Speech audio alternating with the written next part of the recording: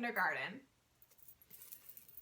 It's really hard. Oh my goodness. It is so hard. Like if I had to describe it in one word, the one word would be hard. But it gets better.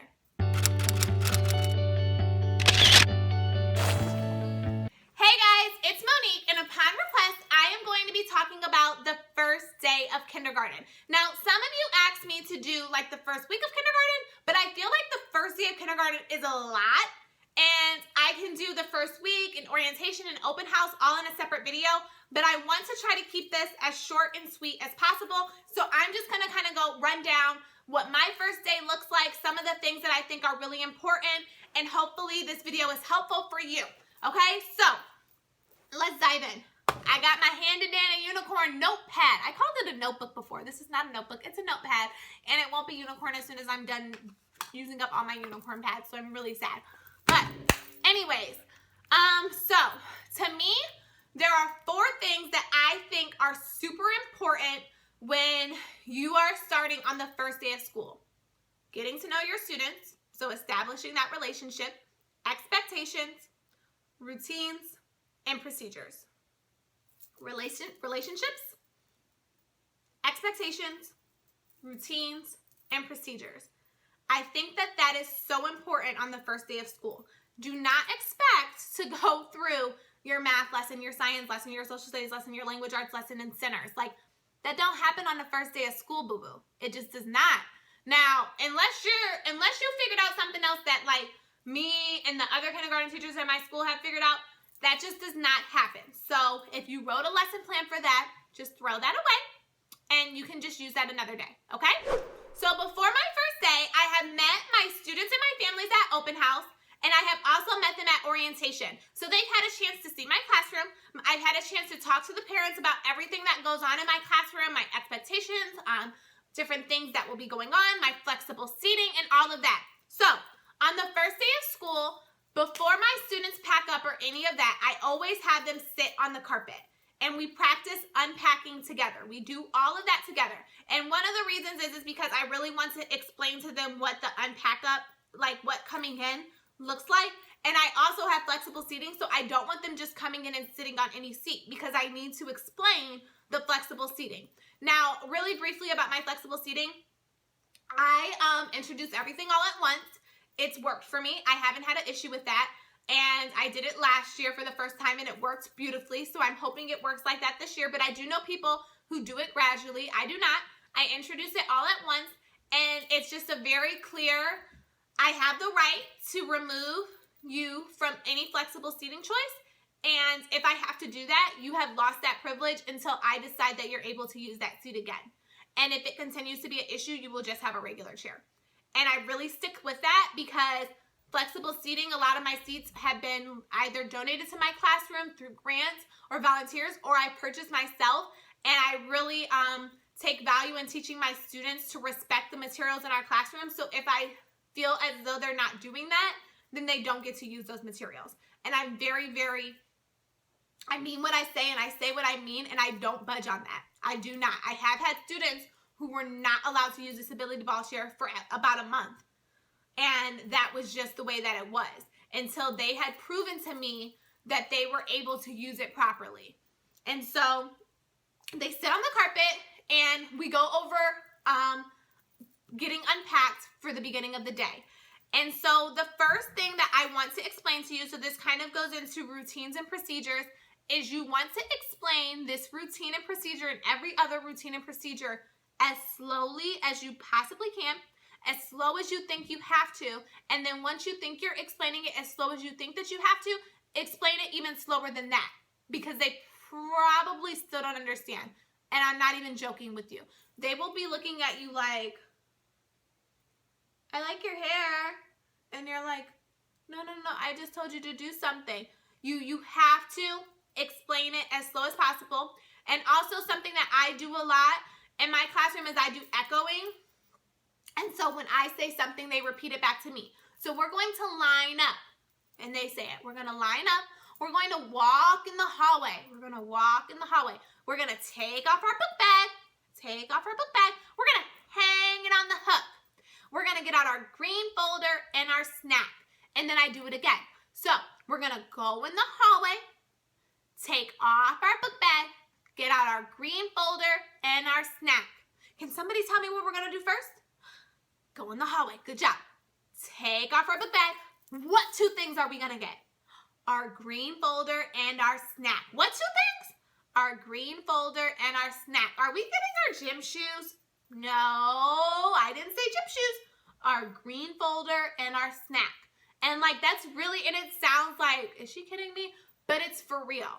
And so we do that. And then after we've done our whole morning and they're all unpacked and they're sitting on the carpet, I just kind of try to get to know them. I talk to them about me. They talk to me about themselves. And then within that conversation, we talk about how we're going to raise our hands to speak, how we listen to other people, how when our friends are talking, we look at them because it's respectful to look at people when they're speaking.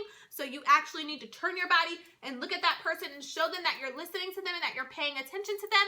And then we kind of dive into our school rules and our flexible seating. And then I allow them the opportunity to try out the different flexible seating. We go over the right way, the wrong way, and things like that. And then at this time for me, it's about time for them to go to encore, which some of you may call specials. So that's music, gym, art, whatever it happens to be. And when I do this, it's like a whole other like sit down and talk about it because you're about to leave them and they're about to go to another adult's room. So they might get a little bit like, wait, I've only met you. Like, who are you throwing me in the classroom with? So you kind of need to tell them like, you're going to go to Mr. Mundell's room. Mr. Mundell is such a nice guy. Do you know what he does with you? He's going to, and you like want to pump it up. He's going to teach you all about music. Who likes to dance? Who likes to listen to songs? Oh my gosh, Miss Waters loves music. I love music so much. I wish I could go to Mr. Mundell's classroom with you every single day. He is such an amazing teacher. You got to really like pump it up, people. Like, get your pump it up game on because you don't want them to start crying because once they start crying, it's hard to bring them back. So you got to keep them happy, okay? So then we come back, and this is probably like the first most structured activity I do, and it is a rainbow name writing activity. So that's basically just where they have the black paper. We've already pre-written their names on there with white crayon, and they rip up little pieces of colorful paper and they glue it on their name. So yes, we go over like glue stick and all that other stuff. And just a quick tip about glue sticks, I do not use those sponge in the container things. I hate them. I tried it. They stink. They get moldy. I do not like it. It's a no for me. I just teach my kids how to properly use a glue stick, and I don't have a problem with it. You put the glue cap in the caddy, and that's it. You get the glue cap out of the caddy, you put it on there, you put it upside down, make sure you hear a snap, and then you're done. Good job. All right, so they do that activity, and that takes us into lunch. Guess what we do? We sit down. We talk about lunch. We talk about what's going to happen at lunch, where you're going to go, who you need to listen to, what needs to happen, blah, blah, blah, blah, blah.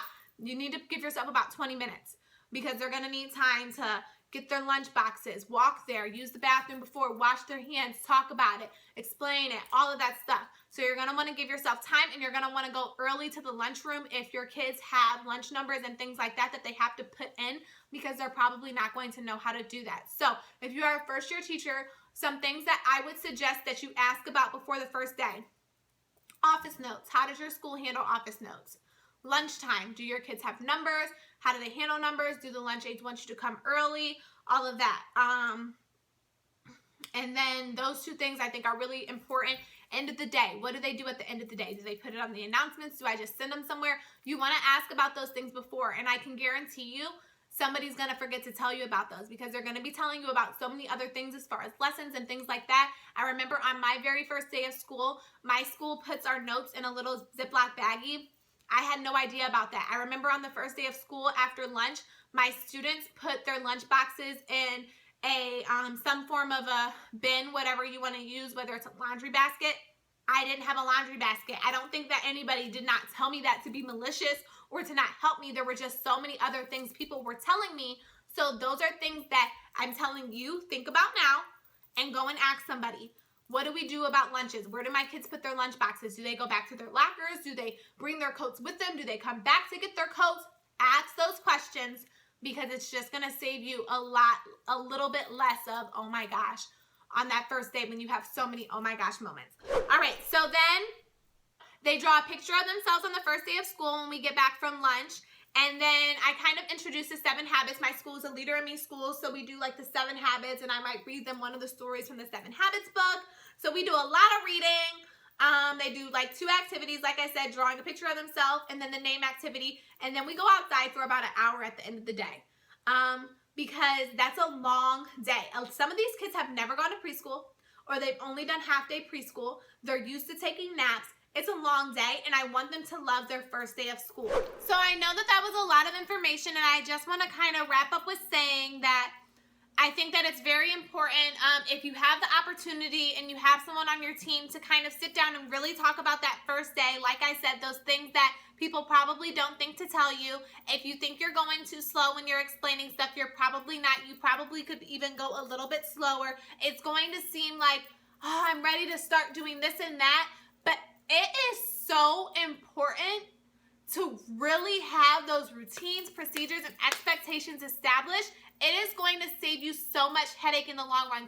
Because can you imagine the 2nd or 3rd week of school when you really have to dive into stuff, because there is so much stuff you have to teach your kids, and you still don't have a solid foundation with expectations and rules. And while you're trying to do a math lesson, your kids are sticking pencils up each other's noses. Like, it is so important to really, really, really get those expectations, routines, and procedures down, and be firm about it, and mean what you say, and say what you mean, because it's gonna save you a lot less hassle later on in the year. If you do not have good classroom management, and your classroom is not being managed in a way that is effective, when you start trying to teach those lessons, it's going to be so much harder than it has to be for them to get that information that they have to have and that they need. So really, really focus on that. Build a relationship with your kids. Let them know who you are, because they're so much more likely to respect you as a teacher and want to please you if they love you and they have a relationship with you and they know that you love them. If they don't have that bond with you and they don't have that connection, when they're doing something wrong and you say, it makes me really sad when you do that, they're not going to care that they're making you sad because they barely like you. So it is really, that sounds so harsh, but it's so important to establish these things. If the first week of school, you let them get away without raising their hand, guess what? They had a whole 5 days of you acting like that was okay. Why are they going to stop now? They're not. So you have to show them, no, you need to raise your hand. I've explained this to you. You haven't done it. Now you receive a consequence. And it's going to seem like, oh my gosh, it's their first day of school or their second day of school. I wouldn't advise moving people's clips or whatever consequences you use the first day. But the second day I do. So really, really try your best to establish those things. And my last little tip is about the end of the day. When the end of the day comes, clean up and go home. If you have to get there early the next day, that's okay. But I'm telling you, your mind, from explaining everything so slowly, from comforting them, their parents, and just like, you're gonna be tired. And I don't think that anything that I can say can prepare you for how exhausted you're going to be. But I can promise you this, their growth from day 1 to day 2 to day 2 to day 3, it is something that you have never, like, it is like watching grass grow. Because you know how like grass grows really fast. It's not like a pumpkin that takes a long time to grow. They're gonna grow so fast. So the first day is, I hate the first day of kindergarten. I love it because I love my students, but I hate it because it is so hard. But it does get better. And if you have clear expectations, clear procedures, clear routines, and you work on just getting to know them and love them, you explain everything slowly to them, it will be okay, but I don't think it will ever be perfect. So be prepared, but you will do fine. This was a lot, and I have no idea if this video is even going to be helpful to anyone, or if people are going to be watching this like, what is she talking about? So if it was helpful, let me know. If it's not and you have questions, please just ask me and I will answer any questions that you have. I will do another video on orientation, open house and the first week. I'll give you my first week of school lesson plans if you want. I am here to help you. I will do whatever it is that I can possibly do to make your life easier. That is what I have decided to do this for. That is what I'm here for. I'm here to help. But I'm telling you, it is hard, but it gets better. So hopefully this video was helpful for you. And like I said, if you have any questions, let me know. Thank you so much for watching. Don't forget to subscribe to my channel. Love you guys. Bye. Hey, if you like this video, don't forget to subscribe by clicking the picture of me up in the left-hand corner. And if you like this video, give it a big thumbs up.